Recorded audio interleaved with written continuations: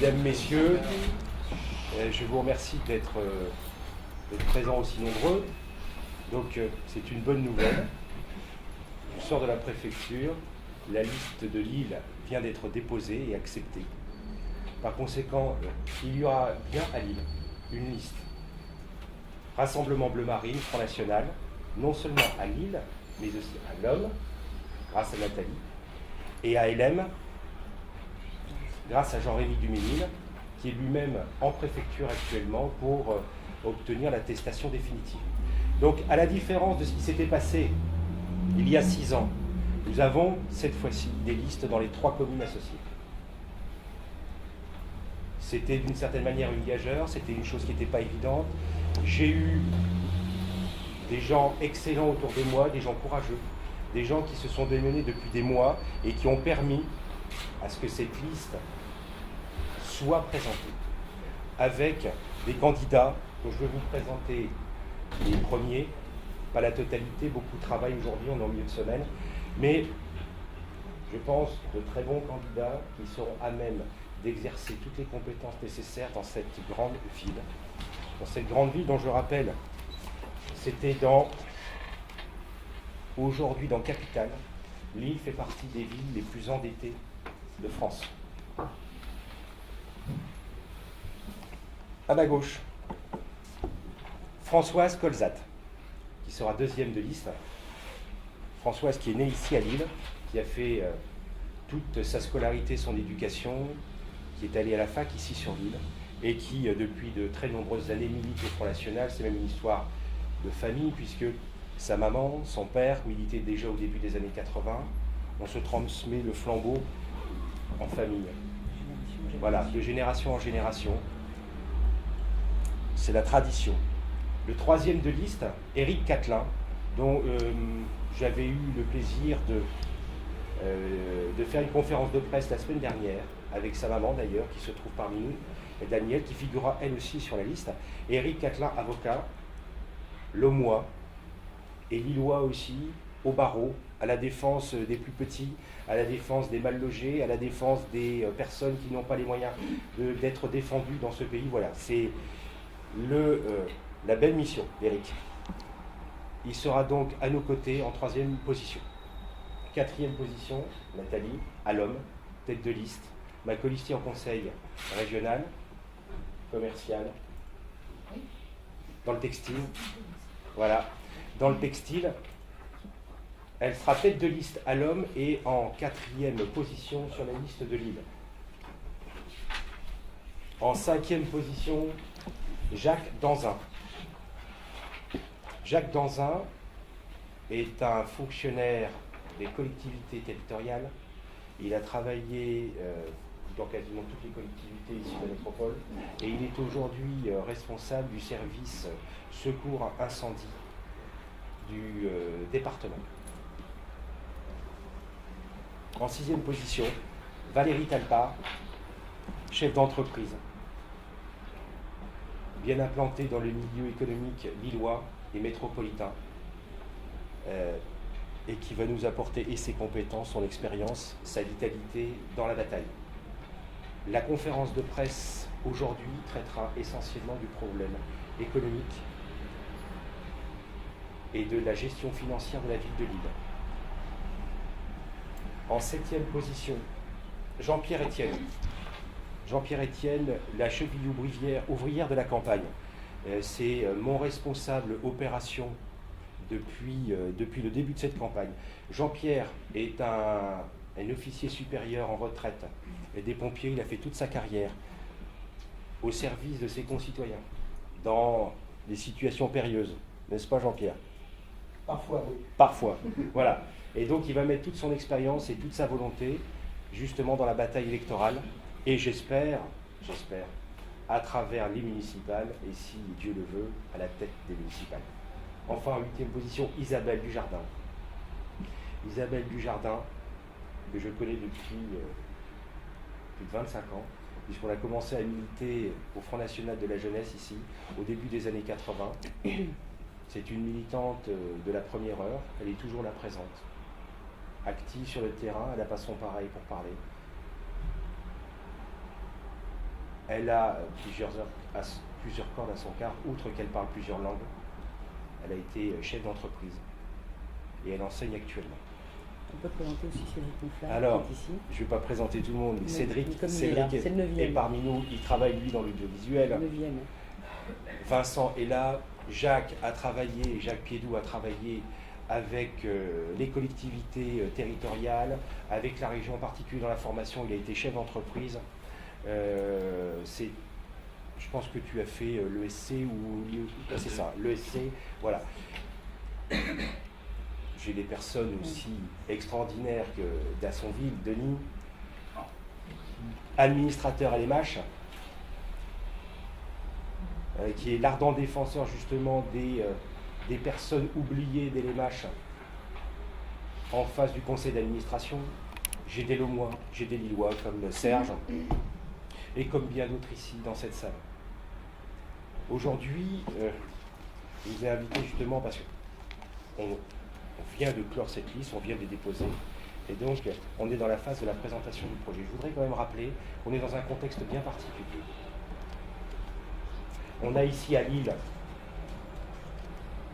des équipes qui ont été 2 fois attaquées, une fois sur le marché, une fois en collage.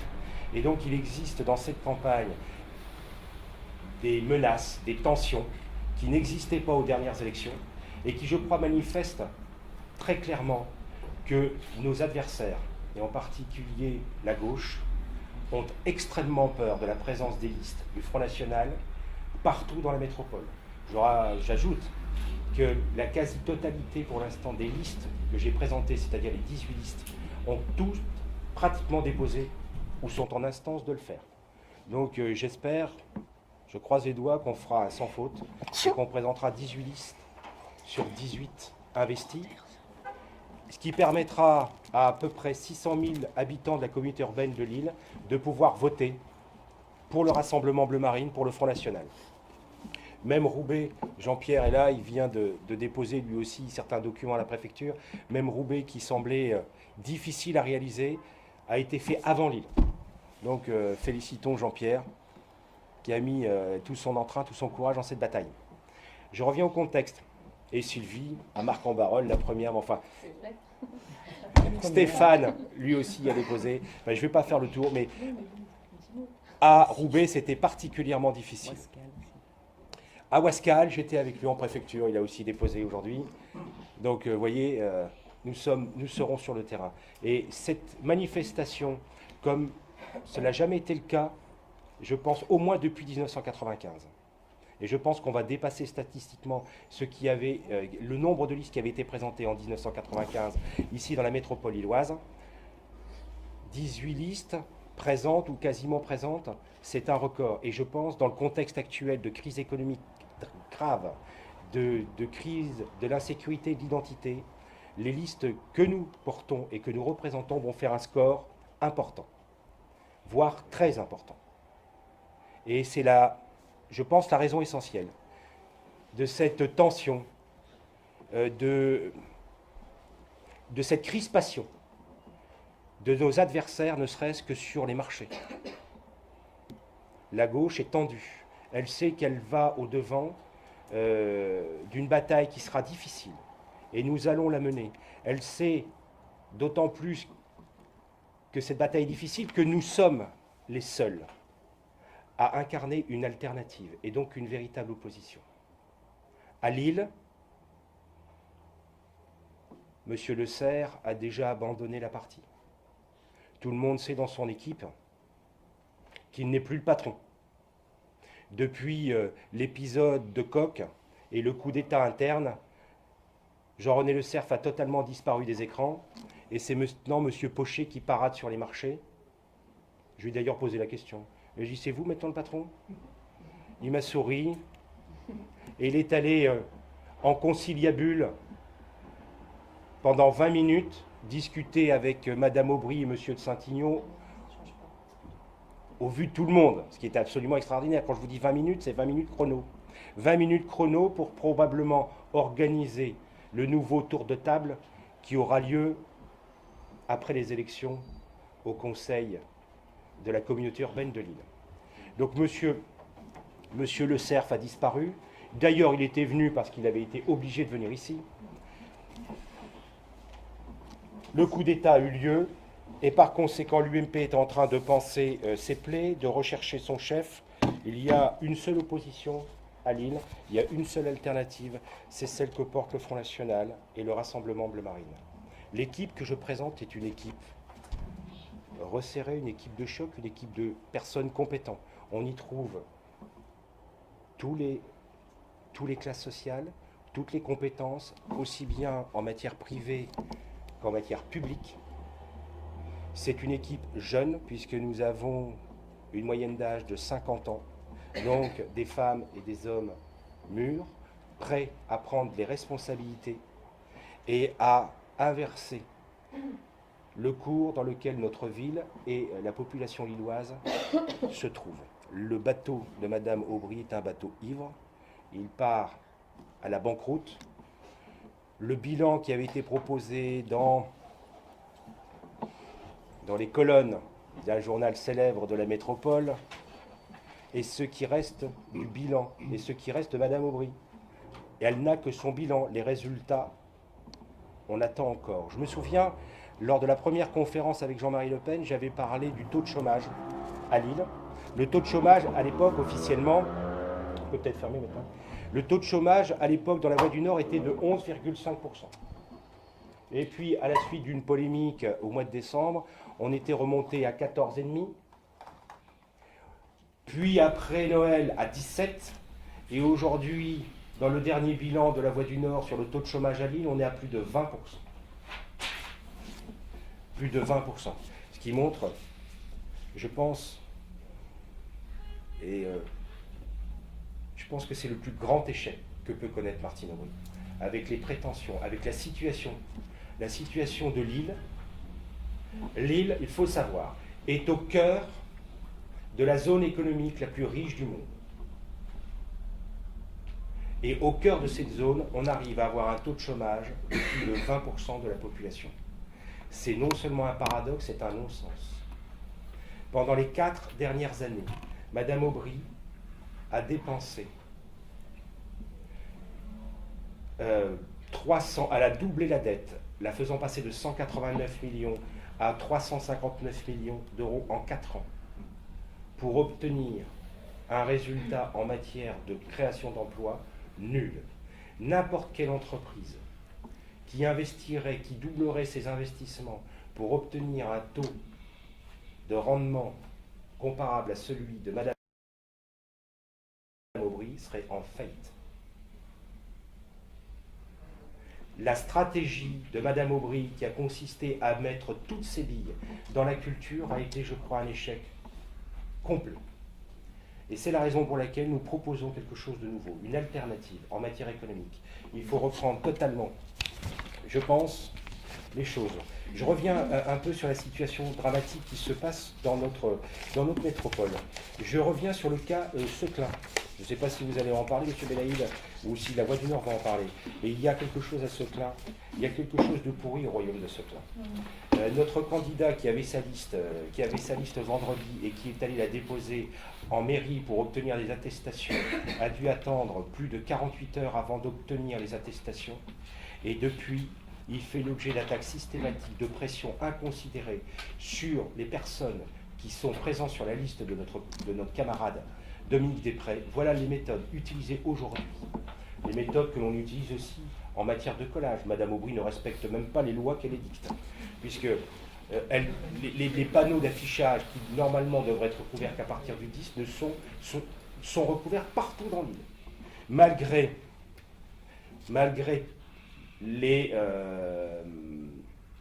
interventions que je fais, les remarques que j'ai faites de manière directe à travers vous, la presse, à travers Internet et par courrier, Madame Aubry n'en tient pas compte.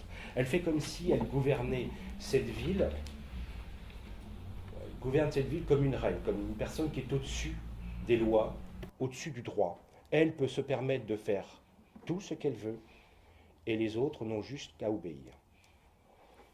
Je vous avais parlé, je crois, Monsieur de Belaïd, de la conception que j'avais, moi, de la politique. Il y a une vidéo qui circule, je crois, sur la façon dont Madame Aubry conçoit l'île. Et c'est très étonnant parce que ça part du point de vue du beffroi. Et on voit Madame Aubry qui, du sommet de la tour, de son donjon, voit le monde comme sa domination, comme sa propriété. Moi, je le vois d'en bas. Je le vois au milieu de tous les habitants ici qui souffrent, de tous les habitants qui travaillent, de tous les habitants qui aujourd'hui ont des difficultés à boucler les fins de mois, recherchent du travail, sont dans l'insécurité permanente, quels que soient les quartiers. Moi, je suis au milieu d'eux. Et moi, je leur dis, voyez, celle qui est dans la tour, là, mettez-la dehors. Renversez cette tour. Cette tour, c'est le symbole de votre domination. Au Moyen-Âge, on avait élevé ce beffroi comme étant le symbole de la liberté. Et aujourd'hui, c'est devenu le symbole de la domination d'une femme et d'un système sur la totalité de cette population. Moi, je veux reprendre à la base. Et donc, je veux que ce soit les habitants ici de l'île qui soient les décisionnaires et qui construisent l'avenir qu'ils veulent. Comment vous voulez que l'île soit faite? Comment voulez-vous organiser votre vie, vos trottoirs, votre circulation? Je vais rendre la parole aux Lillois, je vais leur redonner prise sur leur destin et sur leur avenir.